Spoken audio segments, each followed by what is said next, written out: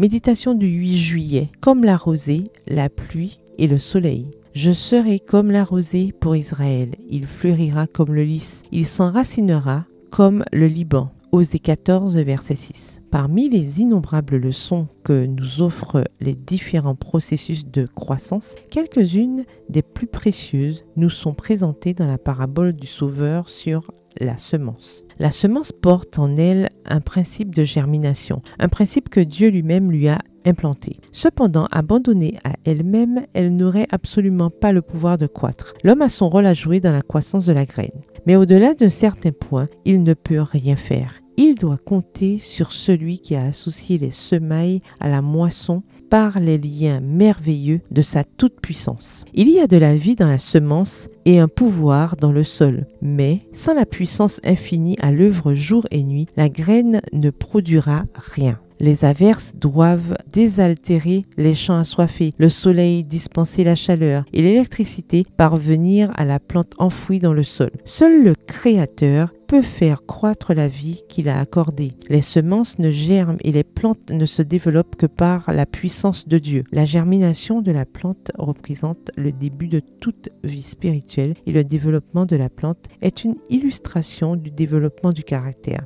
Il ne peut y avoir de vie sans croissance. La plante doit croître ou mourir. Elle grandit silencieusement et imperceptiblement, mais constamment. Ainsi doit-il en être de notre caractère. À chaque étape de son développement, notre vie peut être parfaite. Néanmoins, si le plan de Dieu pour nous se réalise, nous progresserons de manière constante. C'est en recevant ce que Dieu a pourvu pour sa subsistance que la plante croît. De même, c'est en collaborant avec les agents divins que nous grandirons spirituellement. Comme la plante s'enracine dans le sol, nous devons nous enraciner en Christ. Comme la plante reçoit le soleil, la rosée et la pluie, nous devons recevoir le Saint-Esprit. Si nous nous appuyons sur le Christ de tout notre cœur, il viendra pour nous comme une ondée, comme la pluie du printemps qui arrose la terre. Osée 6, verset 3. Comme le soleil de justice, il se lèvera sur nous et la guérison sera sous ses ailes. Malachie 3, le verset 20. Nous fleurirons comme le lys et comme la vigne. Osée 14, les versets 6 et 8. Extrait du livre Éducation au chapitre 11, aux pages 94 à 96. Bonne soirée et que l'Éternel vous bénisse.